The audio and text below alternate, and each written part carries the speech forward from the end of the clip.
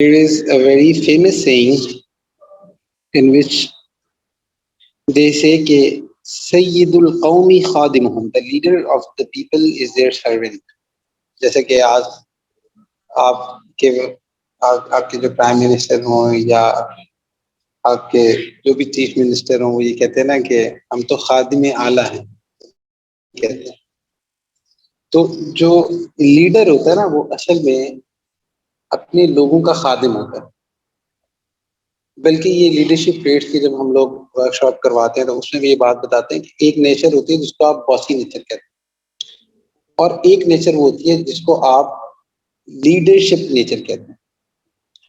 جو باس ہوتا ہے نا وہ مطلب وہ ایک ورڈ ایک وہ سینٹینس بھی یوز ہوتا ہے نا کہ باسنگ اراؤنڈ, کہ اس میں اس کا مطلب یہ ہوتا ہے کہ جسٹ بیٹھ کے حکم دینا, یہ کر لو وہ کر لو یہ کر لو وہ کر لو. جبکہ جو لیڈر ہوتا ہے نا وہ اپنی اگزامپل سے لیڈ کرتا ہے. تو اللہ کے نبی صلی اللہ علیہ وآلہ وسلم جو تھے نا وہ لیڈر تھے, اور ایسے زبردست لیڈر تھے کہ جب وہ مدینہ منورہ تشریف لائے تو جو مدینہ کے لوگ تھے نا تو ان کو پتہ نہیں تھا کہ اللہ کے نبی صلی اللہ علیہ وآلہ وسلم سے کو کیسے ٹریٹ کرنا, ان سے کیا ایکسپیکٹ کرنا, ان کو نہیں پتہ. اور چونکہ یہ جو سرونٹ لیڈرشپ والا کانسیپٹ ہے نا, سرونٹ لیڈرشپ کا مطلب یہ کہ لوگوں کو خدمت کے ذریعے لیڈ کرنا, یہ جو کانسیپٹ ہے یہ ان کے لیے نا بڑا ایلین تھا. ان کو نہیں پتا تھا کہ یہ کانسیپٹ کیا ہوتا ہے. اور آج کے دور میں بھی مطلب ہمیں بہت کم ایسی اگزامپلس ملتی ہیں, ایسے لوگ ملتے ہیں جو اپنی اگزامپل کے ساتھ, اپنی خدمت کے ساتھ جو ہے نا وہ لوگوں کو ون کریں. تو اللہ کے نبی صلی اللہ علیہ وآلہ وسلم کا جو طریقہ تھا وہ یہ تھا کہ وہ لوگوں کی خدمت کے ذریعے لوگوں کو ون کر لیتے, اور جو ساری کی ساری جو ان کے کمپینینز تھے, ان کی فالوئنگ تھی, ان کے لوگ تھے, جو صحابہ تھے, وہ سارے کے سارے یہ دیکھتے تھے کہ جہاں پہ کوئی خدمت کا کام ہوتا تھا تو اللہ کے نبی صلی اللہ علیہ وآلہ وسلم خود آگے ہوتے تھے. تو جب آپ اپنے لیڈر کو آگے دیکھتے ہیں نا تو اس سے آٹومیٹیکلی مورال جو ہے وہ کہاں سے کہاں چلا جاتا. تو جیسے کہ اللہ کے نبی صلی اللہ علیہ وآلہ وسلم جب سب سے پہلے قباء میں تشریف لائے, مدینہ منورہ میں انٹر ہونے سے پہلے قریب ایک جگہ ہے قباء, تو وہاں پہ جب حاضر ہوئے تو ان کا وہاں پہ جو طریقہ, جو انداز تھا وہ اتنا عاجزانہ تھا اور اتنی زیادہ ہمبلنس تھی اللہ کے نبی صلی اللہ علیہ وآلہ وسلم کے اندر کہ ساتھ حضرت ابو بکر صدیق رضی اللہ عنہ تھے. تو جو لوگ تھے نا وہ پہچان ہی نہیں پا رہے تھے کہ اچھا آپ میں سے نبی کون ہے, مطلب لیڈر کون ہے. تو کیونکہ اپنے آپ کو اپنے ساتھیوں کے ساتھ اتنا بلینڈ کیا ہوا تھا. تو جیسے آج وہ ہوتا ہے نا کہ تھوڑا سا کوئی بندہ فیمس ہو جائے یا اس کو عزت مل جائے تو وہ ہٹو بچو والا معاملہ ہو جاتا کہ بھئی اسپیشل پروٹوکول حضرت کو مل رہا ہے اور فلانی چیز, مطلب انفارچونیٹلی دنیا میں بھی ایسی ہے. تو اس لیے اللہ کے نبی صلی اللہ علیہ وسلم کے مزاج میں چیز نہیں تھی. تو لوگ جو تھے نا وہ کچھ لوگ اللہ کے نبی صلی اللہ علیہ وسلم کی طرف رخ کر رہے تھے اور کچھ حضرت ابو بکر صدیق رضی اللہ عنہ کی طرف رخ کر رہے تھے. تو چونکہ حضرت ابو بکر صدیق رضی اللہ عنہ کے اندر بھی اللہ کے نبی صلی اللہ علیہ وسلم کی وہ کامل نسبت منتقل ہوئی تھی, تو حضرت ابو بکر صدیق رضی اللہ عنہ نے اپنا ایسے رومال اٹھایا اور اٹھا کے نا اللہ کے نبی صلی اللہ علیہ وسلم کے اوپر کیا تاکہ یہ پتہ چل سکے کہ شیخ کون ہے اور مرید کون ہے. تو پھر جو لوگ تھے وہ متوجہ ہوئے اللہ کے نبی صلی اللہ علیہ وسلم کی طرف. پھر اسی طرح جب وہاں پہ مسجد بنانے کی باری ہے, اس قباء میں مسجد کی بنیاد رکھی, جو آج بھی وہاں پہ مسجد ہے, مسجد قباء کہا جاتا ہے. تو جب مسجد بنانے کی باری آئی تو اللہ کے نبی صلی اللہ علیہ وآلہ وسلم بالکل صحابہ کے ساتھ مل کے اسی طرح سے اینٹیں اٹھا رہے ہوتے تھے, اینٹیں لگا رہے ہوتے تھے. تو وہ پوری طرح وہ مزدوری جیسے جو باقی سارے صحابہ کرے تھے، تو اللہ کے نبی صلی اللہ علیہ وسلم ان کے ساتھ اسی طرح ہی فزیکل ایفرٹس کر رہے ہوتے تھے. تو وہ خود سے وہ مٹی میں وہ اینٹیں اٹھا رہے ہیں، لگا رہے ہیں، اور یہ کیفیت ہے. اور ساتھ ساتھ جو ہے وہ ایک دعا کیا کر رہے تھے، اللہم ان الاجر اجر الاخرتی فرحم الانصار والمہاجرۃ. اس کا مطلب یہ ہے کہ اے اللہ، آپ ان کو آخرت کا ریوارڈ دیجئے، یعنی کہ جو لوگ یہاں کام کر رہے ہیں، اور انصار پر اور مہاجروں پر رحم فرمائیں. تو ساتھ ساتھ فزیکل ایفرٹ بھی کر رہے ہیں اور ساتھ ساتھ دعا بھی کر رہے ہیں.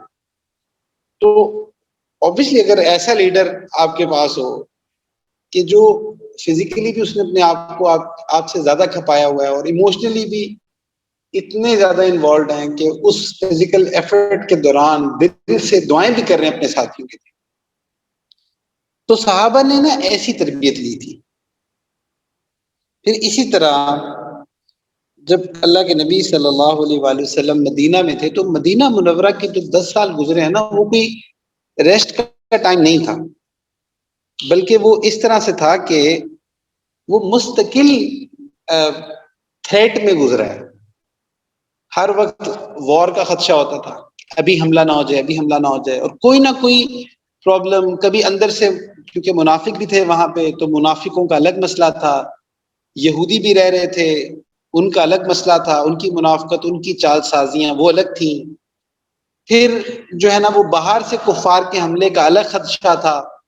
پھر مختلف قبائل کے ساتھ جو معاہدے کیے ہوئے تھے ان کو ڈیل کرنا.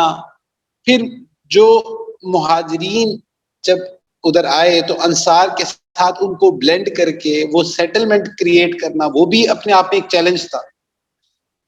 تو آج کل تو اتنے چھوٹے چھوٹے سے دل ہے نا کہ وہ کوئی کسی کے گھر مہمان بھی آ جائے تو لوگ برداشت نہیں کرتے. تو وہاں پہ تو پورا سب کچھ چھوڑ چھاڑ کے آ گئے تھے، وہ چھوڑ چھاڑ کے آ گئے تھے، اور یہ لوگ اپنا سب کچھ چھوڑنے کے لیے تیار ہو گئے تھے. تو ایسی اگزامپل آپ کو کہیں پہ بھی نہیں ملتی کہ اتنی زیادہ ایثار ہو.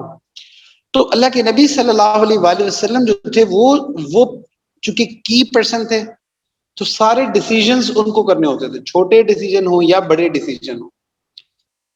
تو یہ سارے مسائل کو وہ دیکھ رہے تھے. تو جو مسلمان اللہ کے نبی صلی اللہ علیہ وآلہ وسلم کے ساتھ مدینہ میں رہ رہے تھے، تو وہ کانسٹنٹ ایک تھریٹ کے اندر رہتے تھے. یہ تو آج ہم یہاں بیٹھ کے سوچتے ہیں نا کہ یار اللہ کے نبی صلی اللہ علیہ وسلم کے ساتھ رہنا کیا بات ہے. مطلب ہماری تو مطلب چونکہ ہمیں تو یہ پتہ ہے نا کہ اللہ کے نبی صلی اللہ علیہ وسلم ایک مطلب وہ at the end of the day اسلام پھیل گیا اور جنگیں ساری جیت گئے اور یہاں تک بھی ہو گیا، اور ہم تو ادھر ایک کمرے میں بیٹھ کے اپنی آرام دہ جگہ پہ بیٹھ کے ہم یہ تذکرے کر رہے ہیں، تو ہمیں بڑا اچھا لگ رہا ہے. تو جبکہ جو صحابہ تھے ان کا معاملہ اتنا ایزی نہیں تھا. وہ کانسٹنٹ اپنی فیملی چھوڑ کے آئے ہوئے تھے، اپنی اسٹرانگ ٹرائبل ایسوسیشن چھوڑ کر آئے ہوئے تھے، اپنا سب کچھ گھر بار ہر چیز چھوڑ کر آئے ہوئے تھے.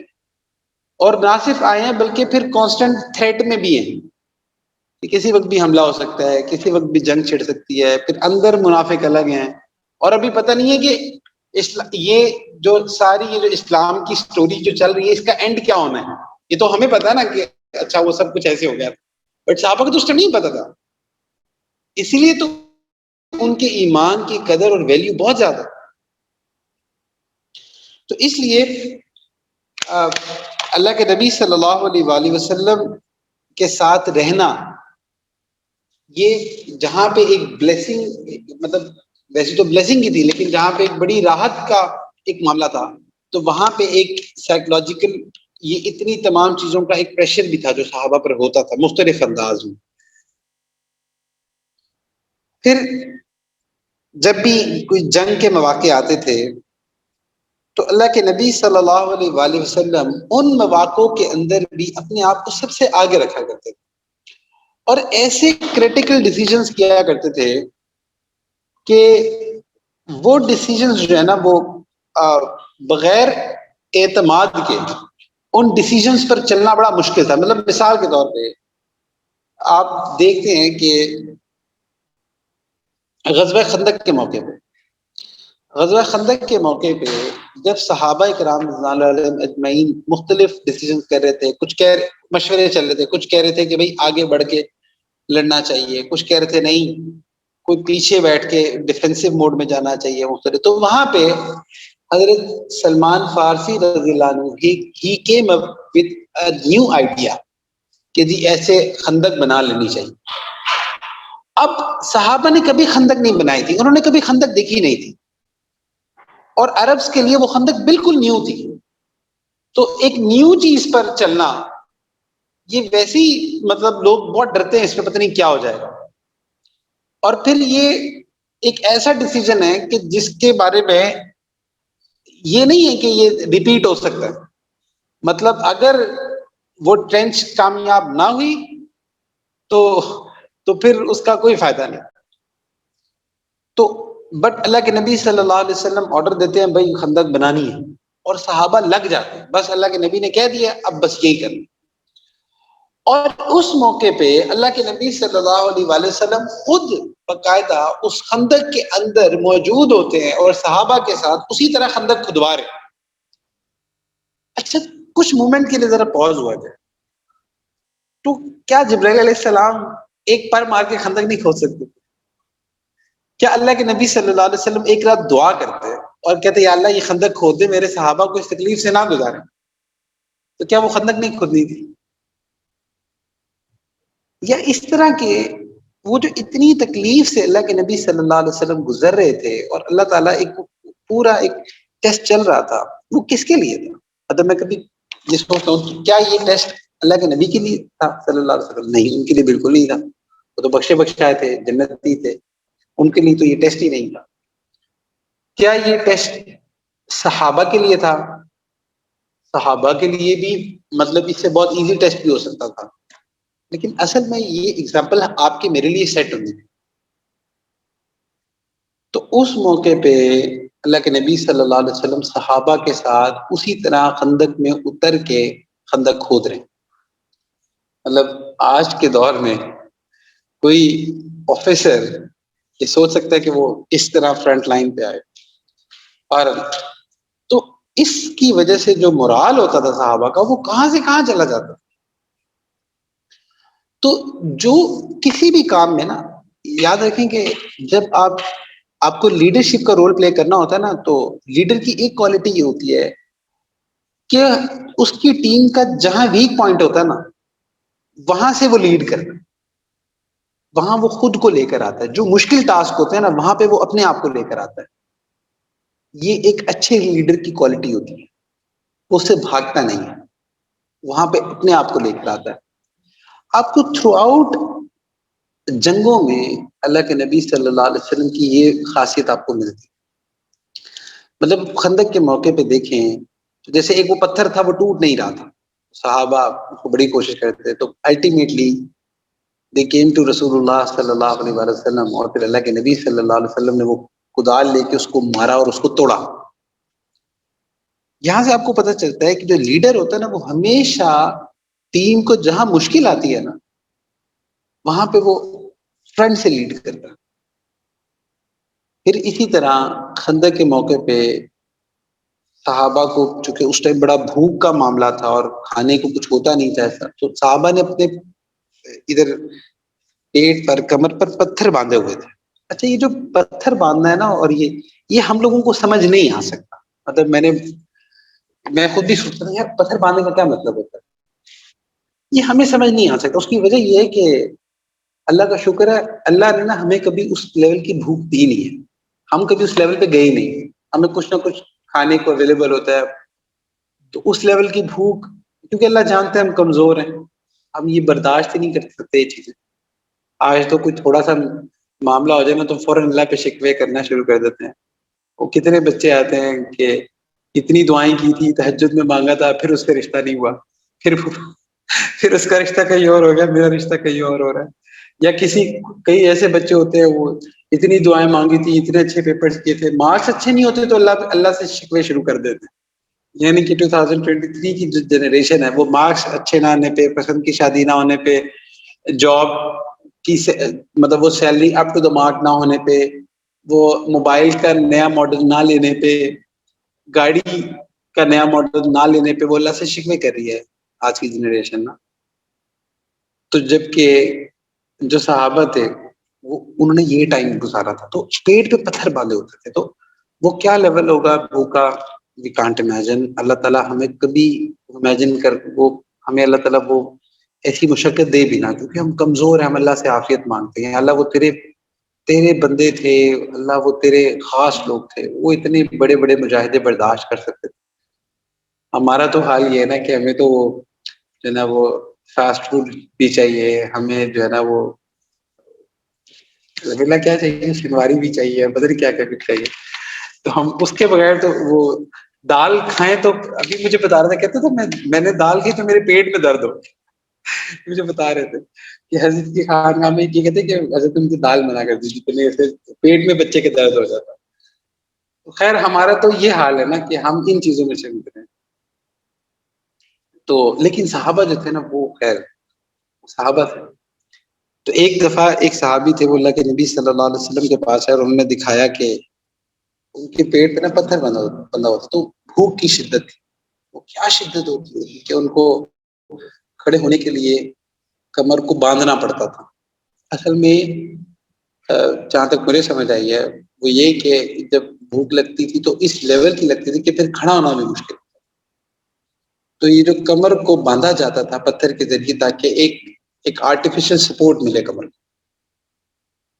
تو وہ سپورٹ جو ہے نا وہ آپ کی جسم کی انرجی سے آپ دے نہیں سکتے تھے، کیونکہ جسم میں وہ لیول کی انرجی نہیں ہوتی. تو جب انہوں نے اپنا پیٹ دکھایا کہ پتھر بندھا ہوا ہے تو اللہ کے نبی صلی اللہ علیہ وسلم نے اپنا دکھایا تو 2 پتھر بندھے ہوئے. یہاں سے آپ کو لیڈرشپ سمجھ آتی ہے. تو جب ایسا لیڈر ہوتا ہے نا، جب آپ دیکھیں ہر انسان کو نا کہیں لیڈرشپ کا رول پلے کرنا پڑتا ہے.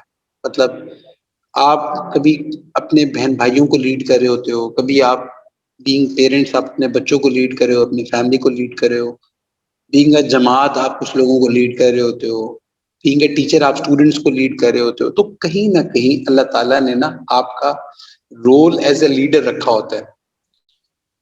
Even if you do business, تو بزنس کے اندر بھی آپ basically as a leader role play کر رہے ہوتے ہو، اور آپ کی ٹیم ہوتی ہے جس ٹیم کو آپ نے چلانا ہوتا ہے. تو اس لیے یہ جو لیڈرشپ ٹریٹس ہے نا یہ آپ کو ہر جگہ کام آتے ہیں، پوری زندگی کام آتے ہیں. تو اللہ کے نبی صلی اللہ علیہ وسلم کی سنت یہ تھی کہ وہ اپنی ایگزامپل سے لیڈ کیا کرتے. پھر آپ دیکھتے ہیں کہ غزوہ بدر کے موقع پہ لڑائی کس سے ہو رہی ہے؟ اپنوں سے ہو رہی ہے. سب سے مشکل غزوہ بدر، کیونکہ ایک تو پہلی لڑائی تھی، پلس اپنوں سے تھی. غیروں سے لڑنا آسان ہوتا ہے، اپنوں سے لڑنا بہت مشکل ہوتا ہے. اپنے ہی تھے نا، مکے والے تھے، وہی جن کے ساتھ بچپن گزرے تھے، وہی جن کے ساتھ 40 سال گزرے تھے. آپ سوچیں نا، آپ کسی آپ کے دوست ہوتے ہیں، اکثر ایسا ہوتا ہے کہ ہمارا کچھ لوگوں کے ساتھ بڑا ساتھ ہوتا ہے، بڑی زندگی کا ٹائم گزرتا ہے، لیکن سم واٹ زندگی میں ایسا ہوتا ہے کہ آمنے سامنے ہو جاتا ہے. بڑا پینفل لمحہ ہوتا ہے. بندہ کہتا ہے یار تیرے سے ہی ایکسپیکٹ نہیں کیا تھا، تو ہمارا اپنا تھا. کہ مکے والے کیا اللہ کے نبی صلی اللہ علیہ وآلہ وسلم کو جانتے نہیں تھے. 53 ایئرس تک، مطلب 13 سال 40 سال میں نبوت کا اعلان ہوا ہے، پھر آگے 13 سال مکہ میں، اور پھر 2 ہجری کو، تو تقریباً 55 سال سے اللہ کے نبی صلی اللہ علیہ وسلم کو لوگ جانتے تھے. نہ صرف جانتے تھے بلکہ اتنی عزت کرتے تھے کہ they used to say کہ یہ صادق و امین ہے، اپنی امانتیں بھی رکھوایا کرتے تھے، اور وہی لڑنے کے لیے آتے. تو یہ لڑائی بڑی مشکل ہوتی ہے جو اپنوں سے لڑی جائے، لیکن وہاں پہ اللہ نے ایک رول، ایک بیلنس قائم کرنا تھا، ایک رول اسٹیبلش کرنا تھا کہ بس جو تعلق ہے بس وہ اللہ کے لیے. اللہ کے لیے ہی تعلق ہے، اللہ ہی کے لیے دوستی ہے، اللہ ہی کے لیے دشمنی۔ تو غزوہ بدر کے موقع پہ آپ دیکھتے ہو تو وہاں پہ بھی آپ کو اللہ کے نبی صلی اللہ علیہ وسلم کی ایسی مختلف ٹریٹس نظر آتی۔ اب بدر کے موقع پہ جب پہنچے ہیں تو ایک جگہ پہ اللہ کے نبی صلی اللہ علیہ وسلم نے فرمایا کہ یہاں پڑاؤ ڈالنا ہے۔ تو ایک صحابی ہے، انہوں نے کہا یا رسول اللہ صلی اللہ علیہ وسلم آپ نے جو یہاں کا فرمایا کیا یہ اللہ کا حکم ہے یا یہ جسٹ ایک کوئی ایک بات ہے؟ تو کیا اس میں کوئی روم فار ڈسکشن موجود ہے، کوئی مشورے کی صورت موجود ہے کہ اگر میں آپ کو کوئی مشورہ دوں؟ تو اللہ کے نبی صلی اللہ علیہ وسلم نبی ہے، لیکن ہمبلنس کا اندازہ کریں، اور لیڈرشپ نا وداؤٹ ہمبلنس نہیں ہوتی۔ ہمبلنس کا اندازہ کریں، اللہ کے نبی صلی اللہ علیہ وسلم فرماتے ہیں جی بالکل آپ بتائیں۔ تو وہ کہتے ہیں کہ یا رسول اللہ صلی اللہ علیہ وسلم یہاں پہ پڑاؤ نہ ڈالیں، یہ آگے کنویں والی جگہ یہاں پڑاؤ ڈالیں، یہ زیادہ بہتر ہے۔ اللہ کے نبی صلی اللہ علیہ وسلم فوراً ان کے مشورے کو لے لیتے۔ وہ یہ نہیں کہتے کہ بھائی میں نبی ہوں تمہیں نہیں پتا، تم کون ہو تو مجھے بتانے والے۔ آپ ایٹیچیوڈ دیکھیں۔ اور صحابہ کے، چونکہ اللہ کے نبی صلی اللہ علیہ وسلم نے صحابہ کو اپنے ساتھ اتنا کمفرٹیبل کیا ہوا تھا، اور اللہ کے نبی صلی اللہ علیہ وسلم اتنے اپروچیبل تھے کہ کوئی بھی صحابی آگے کوئی بات اللہ کے نبی صلی اللہ علیہ وسلم کو کہہ سکتا تھا، اور جہاں اللہ کے نبی صلی اللہ علیہ وسلم فیل کرتے تھے کہ یہ مشورہ بینیفیشل ہے فوراً اس کو لے لیتے تھے اور اپنی رائے کو چھوڑ دیتے تھے، تو فوراً سے وہاں پہ شفٹ کر گئے۔ اور پھر وہ شفٹ کرتے ہیں، اور پھر اس کے بعد دعاؤں کا سلسلہ وہ ایک الگ ہے۔ تو غزوہ بدر پہ آپ کو ٹریٹس نظر آتے ہیں، پھر غزوہ احد پہ آپ کو ٹریٹس نظر آتے ہیں کہ لیڈرشپ کے دوران ایک بڑی اہم چیز یہ ہوتی ہے کہ آپ نے ہر طرح کی پاسبلٹی سوچنی ہے اور ہر پاسبلٹی کے لیے ایک سولوشن رکھنا ہوتا ہے، تو تب آپ اچھی لیڈرشپ کر سکتے ہیں۔ اب وہ جو ایک پہاڑی تھی، اللہ کے نبی صلی اللہ علیہ وسلم کین فورسی کہ ہاں یہاں سے حملہ ہو سکتا ہے، اور وہاں پہ پہلے سے صحابہ کو کھڑا کر دیا تھا،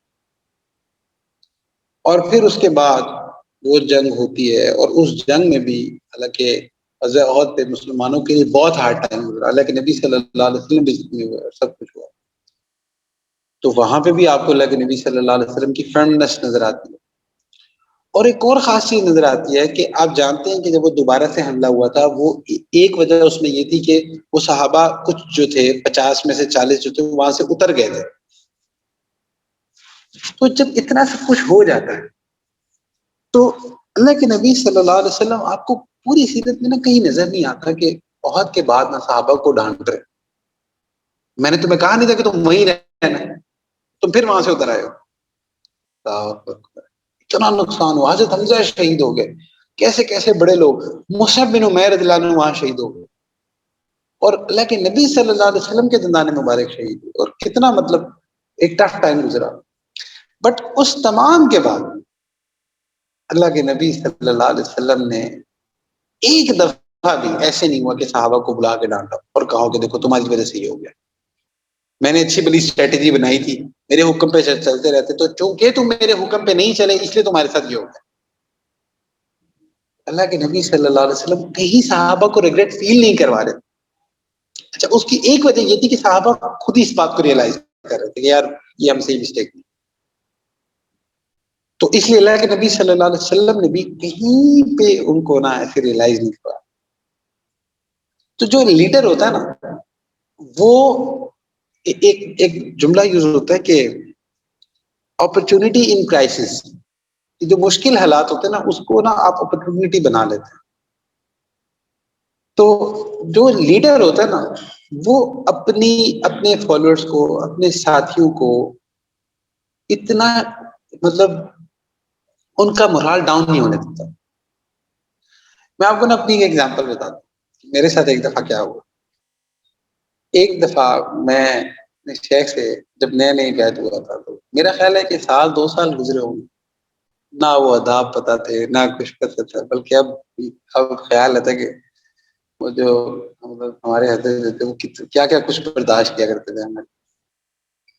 تو ایک دفعہ نا میں حضرت نے نماز پڑھنے جانا تھا مسجد، تو میں ساتھ حضرت کو لے گیا۔ یہ تو خیر بڑا فنی تھا واقعہ۔ وہ یہ کہ جب نماز سٹارٹ ہوئی نا، ظہر کی نماز تھی. اچھا، ظہر کی نماز میں آپ جانتے ہیں کہ وہ قرات جو ہوتی ہے وہ اونچی نہیں ہوتی، آہستہ ہوتی ہے. تو اب وہ نماز چل رہی ہے، میں حضرت کے ساتھ کھڑا ہوا نماز پڑھ رہا ہوں، اور میرا خیال ہے کہ میرا حلیہ بھی شاید ایسی اس ٹائم. تو میرے ساتھ نا کوئی کرنل صاحب تھے، پتہ نہیں کون تھے، کوئی ایک بزرگ تھے، مطلب ایجڈ صاحب تھے، وہ میرے ساتھ وہ نماز پڑھ رہے تھے. اللہ کی شان، مجھے نا میرے موبائل پہ نا فون آیا اور میری نا میں رنگ آف کرنا بھول گیا. اب نہ وہ فون بج رہا ہے، اور پتہ نہیں شاید میں نے غالباً جینس پہنی ہوئی تھی، اس لیے شاید مجھے میرے سے بند نہیں ہو رہا تھا، یا پتہ نہیں کیا تھا. میں ہاتھ مار رہا ہوں میرے سے بند نہ ہو. مطلب آپ میں سے ہر بندہ جو مسجد جاتا ہے نا وہ اس امبیرسمنٹ کو فیل کر سکتا ہے، یار کیا ہوتا ہے ایسا. اور ساتھ حضرت نماز پڑھ رہے. اب یہ اور شرمندگی، چلو بندہ اکیلا پڑھ رہا ہوتا ہے نا، تو میں کہتے یار کوئی بات نہیں، اب ساتھ حضرت پڑھ رہے ہیں. تو اب میں ہاتھ ماروں، اور اللہ کا بندہ جو بھی مجھے فون کر رہا تھا وہ پتہ نہیں کون تھا، وہ بھی رکے نا. اس نے بھی کہا کہ بس جو ہے نا اس کو اٹھا کے ہی چھوڑے گا یہ. تو میں موبائل پہ، اچھا وہ ٹون بھی بڑی فضول سی تھی، اس ٹائم آداب بھی نہیں تھے، پتہ ہی نہیں تھا اچھا یار یہ آداب ہوتے ہیں، بس یہ ساری چیزیں کرنی ہیں. اور میں بھول گیا تھا، پتہ نہیں میری آئی نہیں تھی اس ٹائم. تو اب میں اس کو بار بار بند کر رہا ہوں، وہ بند نہ ہو. اچھا یاد وہ پوری مسجد والوں کی نا نماز میرا خیال ہے خراب ہوئی ہوگی. زیادہ شرمندگی یہ ہے کہ میں حضرت کے ساتھ آیا ہوں، چلو اکیلا ہوتا نا پھر بھی چلو ڈھیٹ بن کے. زیادہ شرمندگی یہ کہ میں حضرت کے ساتھ ہوں، تو حضرت کو میری وجہ سے کوئی شرمندگی نہ ہو. تو میں بند کر رہا ہوں اور میرے سے بند نہیں ہوا. یہاں تک کہ نا میرا خیال ہے کہ اس نے کوئی 6 کو کالے تو کی ہوں گی، 6 7 زیادہ کی ہوں گی وہ. اب میں بھی نماز تو خیر نماز میں کیا دھیان میں رہا تھا، میں نماز میں اس کو گالیاں دے رہا، خدا کے بندے بند کر دے، نہیں اٹھا رہا. تو کئی لوگوں کو تمیز ہی نہیں ہوتی نا، وہ بالکل شروع ہی ہو جاتے ہیں. تو بھائی ایک بندہ نہیں اٹھا رہا تو ایتھکس ہے کہ تھوڑا سا ویٹ کر لو. اگر وہ نہیں اٹھا رہا تو اس کی 2 پاسبلٹیز ہیں، یا وہ تمہاری فضول سی آواز نہیں سننا چاہ رہا، یا پھر جو ہے نا وہ بزی ہے. اگر وہ نہیں آواز سننا چاہ رہا تو پھر بھی کیا ضرورت ہے اس کو آواز سنا رہی کی. تو پلیز گیو ہم اے بریک. اور اگر وہ بزی ہے تو جب تمہیں دیکھے گا کال بیک کر لے گا. کئی لوگ جو ہے نا وہ بس ان کا بس نہیں چل رہا ہوتا کہ وہ فون سے ہاتھ نکال کے کہ بھائی میری بات سن. تو وہ نا ایسے چل رہا تھا معاملہ. میرے ساتھ جو بزرگ بیٹھے تھے جو نماز پڑھتے تھے اتحیات میں بیٹھے تھے، اتحیات میں بیٹھے بیٹھے نا وہ اتنا فرسٹریٹ ہوئے نا کہ انہوں نے نا اتحیات میں بیٹھے بیٹھے نا اپنے ہاتھوں میں ایسے کیا، یار کیا بدتمیزی ہے. دونوں ہاتھ ایسے کیے. اچھا خیر، اب جیسے امام صاحب نے سلام کیا نا تو میں نے تو دیکھا ہی نہیں نا کہ پیچھے کیا ہے، میں تو فوراً مسجد سے باہر بھاگا. میں نے کہا اس سے پہلے کہ لوگ پیچھے مڑ کے دیکھے میں ان کو نظر ہی نہ ہوں. اور مجھے اچھا زیادہ شرمندگی مجھے یہ تھی کہ میں حضرت کے ساتھ آیا ہوں، تو لوگ مجھے دیکھیں گے حضرت کے ساتھ آیا. اپنی تو خیر تھی، اپنی پہلے کون سی عزت تھی جہاں بےزتی ہوتی. تو مسئلہ تھا کہ حضرت کے ساتھ تو ہم حضرت کو لیٹ ڈاؤن نہیں ہونا چاہتے تھے. میں فوراً بھاگ گیا. وہ اس لیے کسی نے پیچھے دیکھا ہوا تو اس کو پتا بھی نہیں چلا، لیکن بابا جی کو پتا تھا کہ یہی بدتمیز تھا جس نے یہ حرکت کی ہے. تو اب میں باہر آیا، میں نے بھی جو ہے نا مسجد سے نکل کے جس کا فون آ رہا تھا اس کو میں نے اب نا میں پھر خیر میں نے کیا سنتے باہر ہی چھپ چھپ آ کے کہیں پہ پڑھ لو، اس سے پہلے لوگ دیکھیں.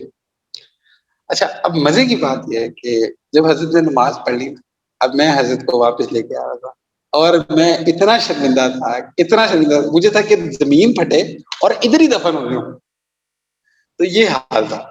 آپ یقین کریں پورے سفر میں حضرت نے ایک دفعہ بھی اس کا تذکرہ نہیں. اب حضرت کا یہ ایکشن، اور حضرت نے نا بلکہ ٹاپک چینج کر دیا، مجھ سے اسمائل کرنے لگ گئے اور مطلب ادھر ادھر کی باتیں کرنے لگ گئے. اچھا اس کی ایک وجہ یہ تھی کہ حضرت کو پتہ چل گیا تھا کہ یہ شرمندہ ہے اور اس سے بائی مسٹیک ہوا ہے، مطلب اس کی غلطی نہیں تھی بٹ ہو گیا ایسے. تو حضرت نے اب وہ ایکٹ، میرا خیال ہے اس ایکٹ کو کم سے کم 8 سال ہو گئے ہوں گے، آج بھی اس کا امپیکٹ ہے میرے دل میں. جو تربیت ہوتی ہے نا وہ اپنے ایکشن سے ہوتی ہے. تو اللہ کے نبی صلی اللہ علیہ وسلم نے بھی نا ایسے تربیت دی. تو اب اس موقع پہ بھی اللہ کے نبی صلی اللہ علیہ وسلم نے کوئی صحابہ کو بلیم نہیں کیا، یہ نہیں کہا.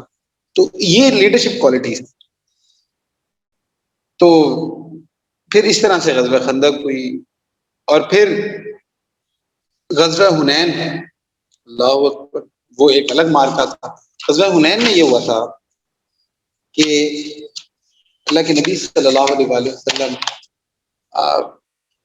جب جا رہے تھے، جب یہ سارے غزوے کے لیے جا رہے تھے، تو کسی ایک مسلمان نے یہ بات کہہ دی کہ آج تو ہماری تعداد زیادہ ہے، ریلیٹیولی زیادہ ہے. حالانکہ زیادہ پھر بھی نہیں تھی، پھر بھی 12,000 تھے وہ، لیکن ریلیٹیولی زیادہ ہے. تو چونکہ وہ اللہ تعالیٰ تربیت کر رہے تھے نا اس جماعت کی، تو جنگ کے دوران تیروں کی بارش جو تھی نا بہت زیادہ ہونے لگی. اتنا تیز حملہ ہوا کفار کی طرف سے کہ تمام لوگوں کے پیر اکھڑ گئے. اور ایسے پیر اکھڑے تھے کہ سارے، یعنی کہ صرف 6 لوگ تھے جو کھڑے رہے تھے، صرف 6 لوگ. اتنا ہزاروں کا لشکر، وہ صحابہ کا لشکر، اور چھوڑ کے پیچھے بھاگ گیا. مطلب آپ سوچیں کہ اٹیک کتنی شدت کا ہوگا. اللہ کے نبی صلی اللہ علیہ وآلہ وسلم نے نا پوری تمام جنگوں میں اللہ کے نبی صلی اللہ علیہ وسلم اس جگہ کھڑے ہوتے تھے جو کہ دشمن کے سب سے قریب ہوتی، سب سے مشکل جگہ ہوتی تھی نا، وہاں پہ اللہ کے نبی صلی اللہ علیہ وسلم موجود ہوتے تھے. حضرت علی رضی اللہ عنہ جیسے بندے، حضرت علی رضی اللہ عنہ جو تھے، وہ آپ کو پتہ ہے شجاعت میں اور اس میں، تو وہ کہتے تھے کہ اللہ کے نبی صلی اللہ علیہ وسلم کا ساتھ دینا جنگ میں بڑا مشکل ہوتا تھا. یعنی کہ جہاں وہ کھڑے ہوتے تھے ان کے ساتھ رہنا، کیونکہ وہ بڑے ہاٹ سپاٹ پہ ہوتے تھے. تو اس سے بھی مورال جو ہے نا وہ بہت زیادہ ہائی ہوتا تھا صحابہ. تو اللہ کے نبی صلی اللہ علیہ وآلہ وسلم بلکہ جب جنگ کے لیے تیار ہوتے تھے تو یا تو ایسے بلیک امامہ پہنتے تھے، تو اور یا سلور ایک ہیلمٹ ہوتا تھا وہ پہن لیتے تھے، زیرہ ہوتی تھی. اور پوری غزوات میں اللہ کے نبی صلی اللہ علیہ وسلم نے صرف ایک بندے کو قتل کیا، اور اس کے علاوہ اللہ کے نبی صلی اللہ علیہ وسلم نے کسی دشمن کو قتل نہیں کیا. مطلب اگر اٹیک بھی کرتے تھے نا تو وہ دشمن کو ڈس آرم کرنے کے لیے ہوتا تھا، قتل نہیں کرتے تھے. ایون دشمن کو بھی قتل نہیں کرتے، صرف ایک کو قتل کیا تھا، اس کے علاوہ کسی کو نہیں قتل کیا. تو اللہ کے نبی صلی اللہ علیہ وآلہ وسلم ایسے موقع پہ ہوتے تھے کہ ان کا ساتھ دینا بہت ہمت جگرے کا کام ہوتا تھا. تو غزوہ حنین کے موقع پہ جب اتنا سخت حملہ ہوا تو اس حملے میں جب سارے اکھڑ گئے تو اللہ کے نبی صلی اللہ علیہ وآلہ وسلم اس حملے کے دوران بھی آگے بڑھ رہے. صرف 6 لوگ رہ گئے تھے اور آگے بڑھ رہے ہیں. اور نہ صرف آگے بڑھ رہے ہیں بلکہ اشعار پڑھے ہیں کہ جس میں وہ کہتے تھے انا النبی لا کذب انا ابن عبد المطلب، کہ میں نبی ہوں، اس میں کوئی جھوٹ نہیں ہے، اور میں عبد المطلب کا بیٹا ہوں. تو یہ غیرت والے اشعار تھے. تو اللہ کے نبی صلی اللہ علیہ وسلم یہ بول رہے ہیں اور آگے چل رہے ہیں. ادھر سے حملہ ہو رہا ہے، اتنا سخت حملہ ہو رہا ہے کہ سارے بھاگ گئے ہیں، لیکن اللہ کے نبی صلی اللہ علیہ وسلم اسی طرف آگے جا رہے ہیں. یہ وہ مرحال تھا کہ پھر حضرت عباس رضی اللہ عنہ تھے، انہوں نے آواز لگائی. ان کی آواز بہت اونچی تھی. مطلب ایک جگہ پہ میں نے پڑھا تھا کہ ان کی آواز اتنی اونچی تھی کہ 10 میل تک ان کی آواز سنی جا سکتی تھی.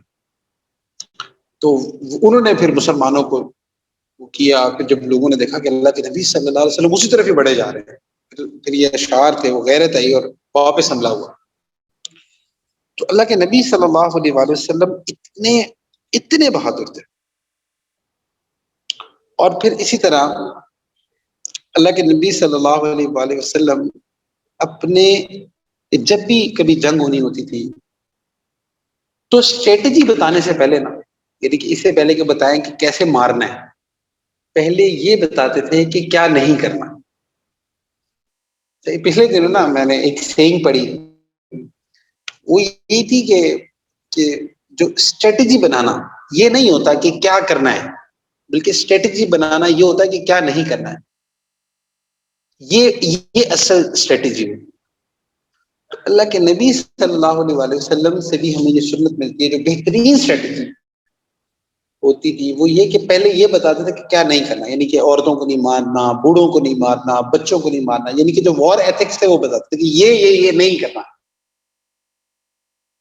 تو پھر اور اس کے بعد اللہ کے نبی صلی اللہ علیہ وسلم وار اسٹریٹجی بتایا کرتے تھے.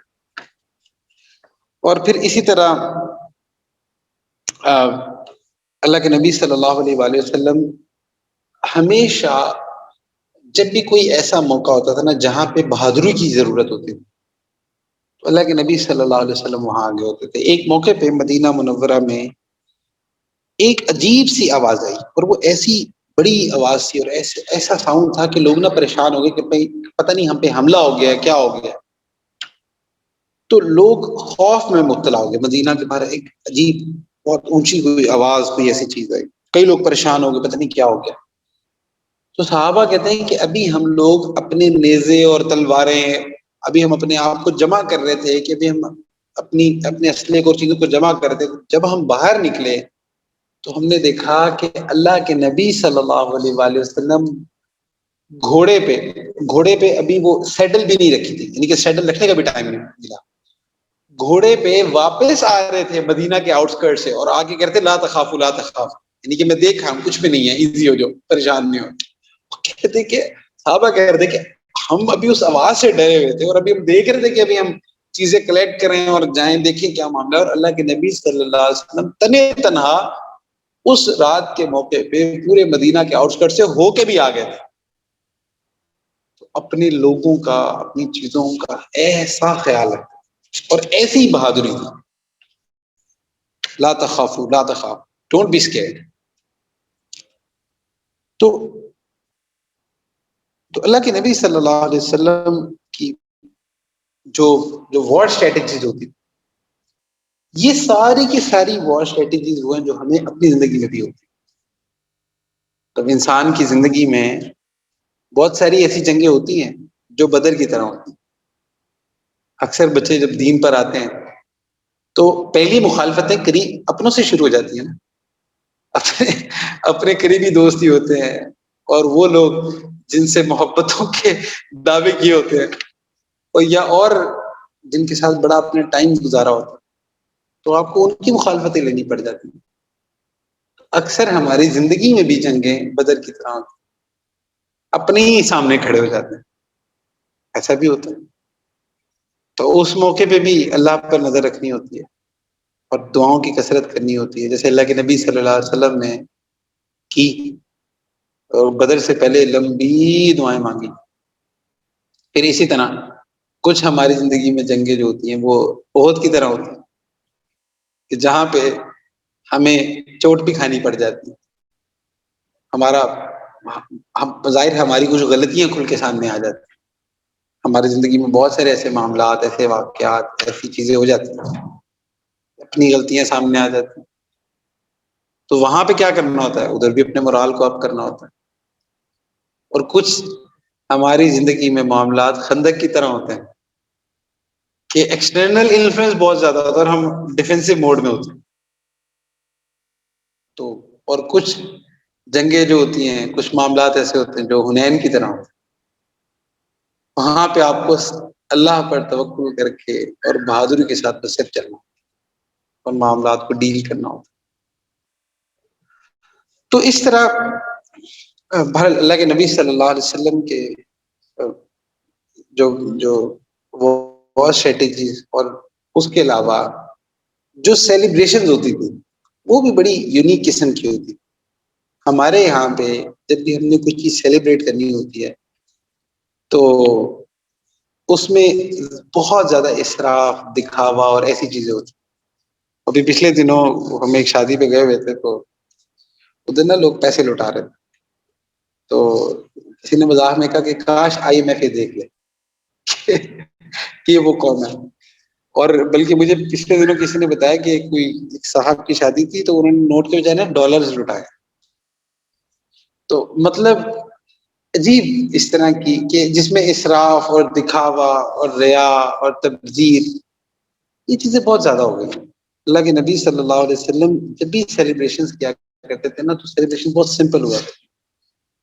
سمپل سے مراد یہ نہیں کہ اس میں انجوائمنٹ نہیں ہوتی، اس میں اسراف نہیں ہوتا، انجوائمنٹ پوری ہوتی تھی۔ اللہ کے نبی صلی اللہ علیہ وسلم اچھے موڈ کے ساتھ صحابہ اس کو انجوائے کیا کرتے تھے جو بھی سیلیبریشن ہوتی، اور چاہے جیسے جنگیں ہوں یا چاہے مطلب خوشی کے مواقع ہوں، تو یا خوشی ہو غمی ہو کچھ بھی ہو، تو اللہ کے نبی صلی اللہ علیہ وسلم کے ساتھ جو سیلیبریشن ہوتی تھی نا، اس میں ایک چیز بڑی واضح ہوتی تھی کہ اللہ تعالیٰ کو ایکویشن سے کہیں پہ سائڈ پہ نہیں کرتے تھے، خوف میں بھی اللہ کو یاد کرتے تھے اور خوشی میں بھی اللہ کو یاد کرتے تھے۔ تو اللہ تعالیٰ کے ساتھ جو کنیکشن ہے نا، وہ کہیں پہ آپ کو مسنگ نظر نہیں آتا، یہ سیرت سے ہمیں بڑا واضح طور پہ ملتا ہے۔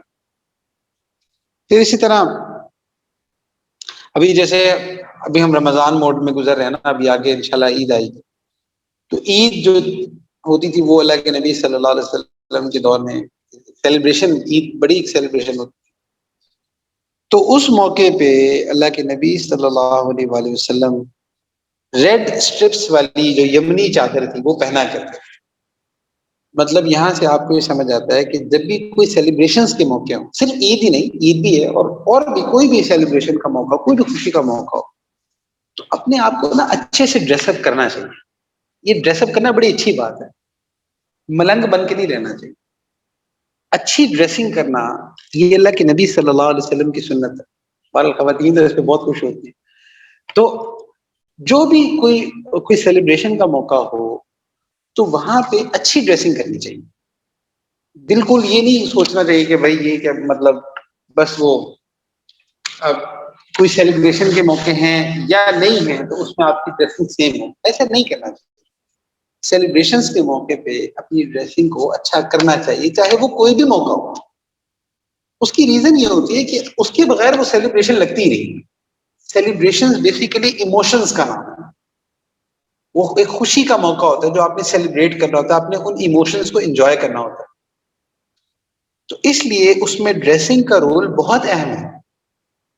اس کا مطلب یہ نہیں کہ جا کے مہنگے مہنگے آپ سوٹ لے کے آئیں جو آپ کی جیب سے باہر ہے۔ ہاں اف یو کین افورڈ آپ جیسی مرضی چیز لیں، کوئی مسئلہ نہیں، لیکن جتنا بھی آپ افورڈ کر سکیں تو کوشش کریں صاف ستھری چیزیں پہنیں۔ مطلب آپ کی نارمل ڈریسنگ میں اور آپ کی سیلیبریشن کی ڈریسنگ میں نہ کچھ ڈفرنس نظر آنا چاہیے، یہ بھی سنت ہے۔ تو اللہ کے نبی صلی اللہ علیہ وآلہ وسلم یمنی چادر پہنا کرتے تھے، اور اس کے بعد تمام لوگوں کو عید کی نماز کے لیے جمع کیا کرتے تھے، عید کی اس کے لیے۔ تو ادھر سے آپ کو ایک اور چیز سمجھ آتی ہے کہ جیسی بھی سیلیبریشن کا موقع ہو، جیسی بھی خوشی کا موقع ہو، اس موقع پہ ایک دعا کا ایلیمنٹ لازمی ہونا چاہیے۔ آپ کوئی بھی چیز سیلیبریٹ کریں، ابھی آپ کا مطلب آپ کا رزلٹ آیا تو آپ پاس ہو گئے، تو آپ نے اس کو سیلیبریٹ کرنا ہے، تو آپ اس سیلیبریشن کے اندر ساری چیزیں کریں، بٹ ایک دعا کا پورشن لازمی رکھیں۔ تو اپنی سیلیبریشن سرمنی کے اندر جو بھی جس بھی قسم کی سیلیبریشن ہو، اس میں دعا کا پورشن جو ہے نا، یہ لازمی ہمیں رکھنا چاہیے سیلیبریشن کے اندر۔ پھر اسی طرح اللہ کے نبی صلی اللہ علیہ وآلہ وسلم خطبہ دیا کرتے تھے، اور وہ خطبہ جو ہوتا تھا نا، وہ باقی خطبوں سے ڈیفرنٹ ہوتا تھا۔ obviously جب لوگوں کا موڈ اچھا کرنا ہے اور لوگ خوش ہیں، تو اس موقع پہ کوئی ایسی بات یا ایسا ٹاپک نہیں ہوتا تھا جو ان کے موڈ سے کنٹرڈکٹ کر رہا ہو۔ تو میں آپ کو اس کی ایک ایگزامپل مطلب جو میں نے، کیونکہ ہم نے اللہ کے نبی صلی اللہ علیہ وسلم کو تو نہیں دیکھا نا، ان کی مجلس کو تو نہیں دیکھا، تو ان کے غلاموں کو دیکھا ہے، ان کی مجلس میں بیٹھے، تو ہم نے اپنے شیخ کی مجلس میں بیٹھے ہوئے تھے، تو حضرت نے یہ جو کولڈ ڈرنکس وغیرہ نا نارملی اس کو منع کیا کرتے کہ بھئی یہ صحت کے لیے اتنی اچھی نہیں ہوتی اس طرح سے۔ تو ایک موقع پہ نا ہم ایسے کھانے پہ بیٹھے تھے، اور بڑا زبردست پرتکلف دعوت، حضرت کی دعوت تو ماشاءاللہ مشہور تھی نا، حضرت کا جو دسترخوان ہوتا تھا وہ تو کمال ہی دسترخوان ہوتا۔ تو لوگ ایسے کھانا کھا رہے تھے، تو اس دسترخوان پہ جہاں بہت ساری چیزیں تھیں، تو ادھر نا کولڈ ڈرنکس بھی آ گئی، تو حضرت جی نا ہمیں وہ کولڈ ڈرنکس ایسے ڈال کے دے رہے تھے، تو ایک نا بہت بڑے کوئی عالم تھے، تو وہ نا کولڈ ڈرنک کے نقصانات کے بارے میں نا کوئی بات کرنے لگے، حضرت نے فوراً روک دیا اور کہا حضرت بالکل یہ موقع نہیں ہے کہ آپ اس بات کے بارے میں کلام کریں، ابھی یہ چیز آ گئی ہے، ابھی میں دے رہا ہوں، ابھی اس کو لینے دیں۔ اچھا، وہاں سے نا ایک چیز سمجھ آئی، حالانکہ حضرت خود بھی کولڈ ڈرنکس کو منع ہی کیا کرتے تھے کہ بھائی یہ بیٹا زیادہ نہیں پینی چاہیے، بلکہ ایک دفعہ تو حضرت کو تو خیر شوگر اور ہارٹ کا مسئلہ تھا، تو ایک دفعہ ایسے ہوا کہ میں حضرت کے ساتھ لوگ کھانا کھا رہے تھے، تو ایک گلاس میں کولڈ ڈرنک آئی، تو حضرت نے پینے کے بجائے نا اس نے دانت صاف کیا اور ہاتھ دھوئے۔ میں نے کہا حضرت کوک والے یہ دیکھ لینا، تو خیر مطلب حضرت اوائڈ کیا کرتے کولڈ ڈرنکس کو اور اس کو۔ لیکن اس موقع پہ چونکہ سب کا رجحان بنا ہوا تھا اور وہ کوئی حرام چیز تو ہے نہیں، تو حضرت نے نا فوراً ان عالم کو منع کر دیا کہ بھئی یہ موقع نہیں ہے کہ اس موقع پہ آپ یہ بات کریں۔ یہاں سے نا آپ کو ایک اور ایموشنل انٹیلیجنس سمجھ آتی ہے کہ لوگوں کے موڈ اور ان چیزوں کے مطابق بات کرنی چاہیے، ہر بات ہر وقت ہر جگہ کہنے والی نہیں ہوتی۔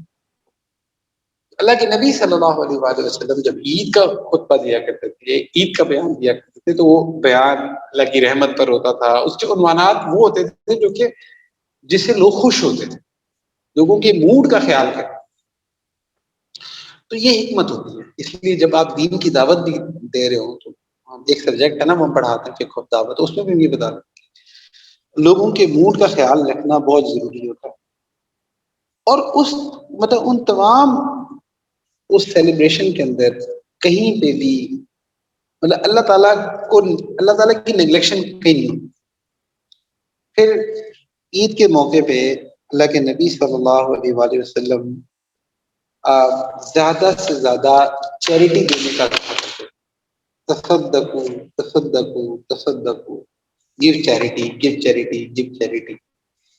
اس لیے آپ دیکھتے ہو کہ عید کے موقع پہ فطرانہ بھی دیا جاتا ہے، اور اس طرح سے اس کی ریزن یہ ہوتی تھی کہ تاکہ جتنا زیادہ آپ چیریٹی دیتے تھے، اور اس سے نا ساری اس انجوائمنٹ میں پارٹیسپیٹ کر سکتے تھے۔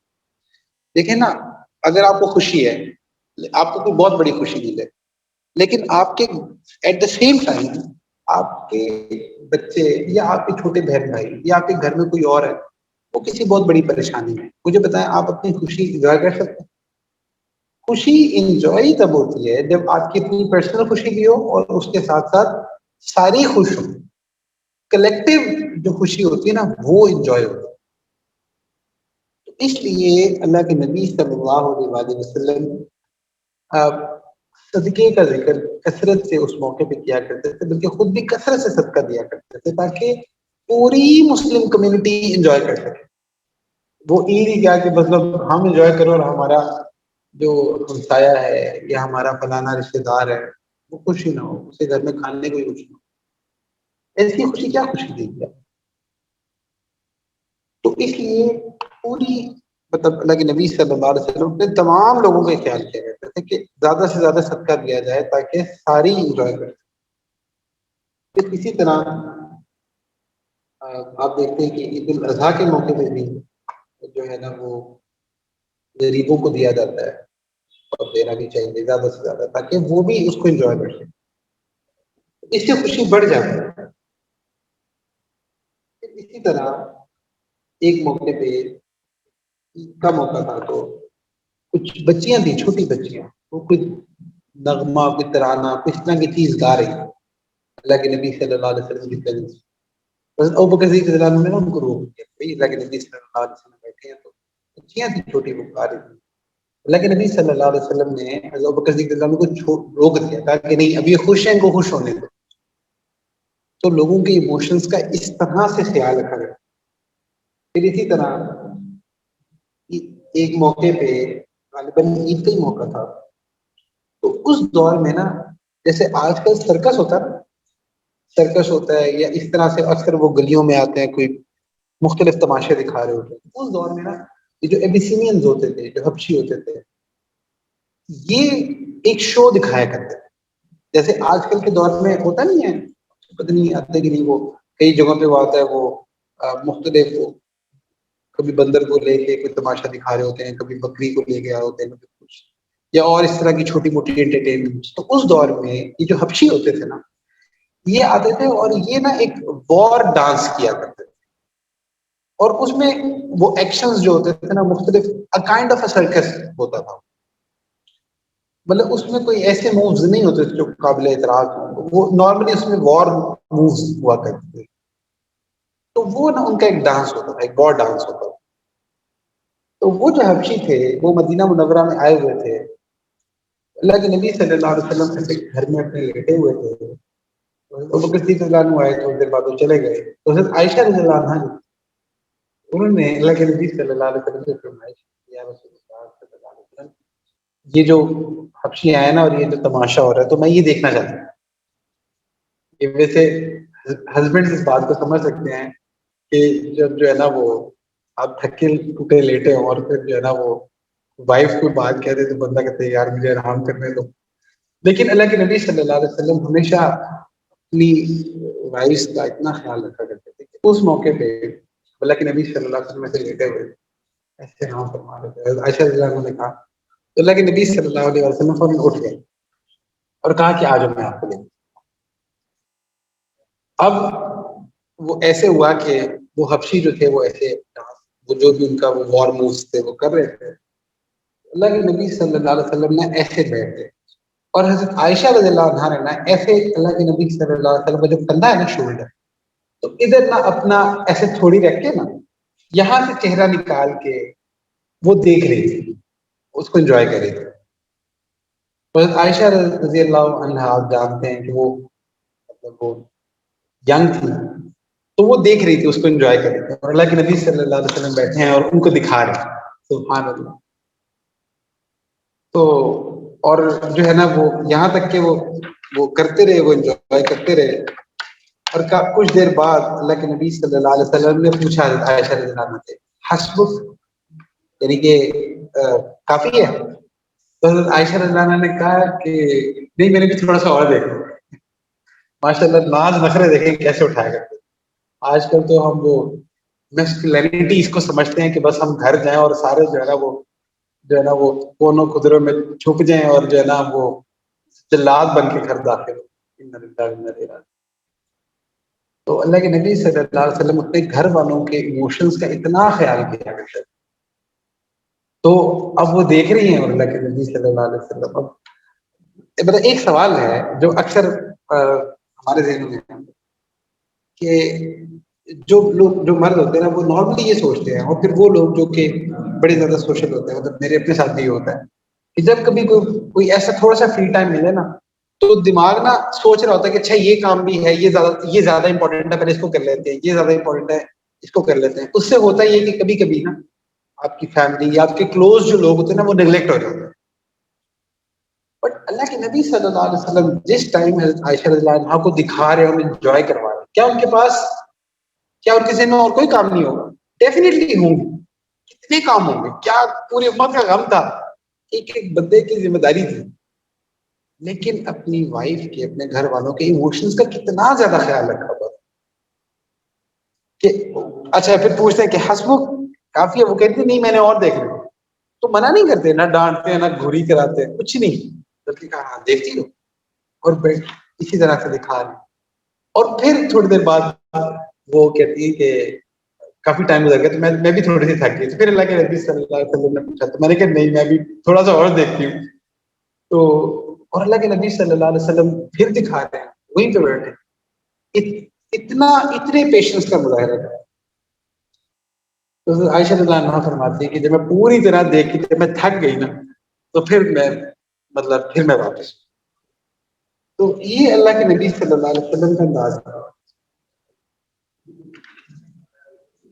تو اللہ سبحانہ تعالیٰ سے دعا ہے کہ اللہ سبحانہ تعالیٰ ہمیں بھی سنتوں پر عمل کی توفیق عطا فرمائے. وآخر دعوانا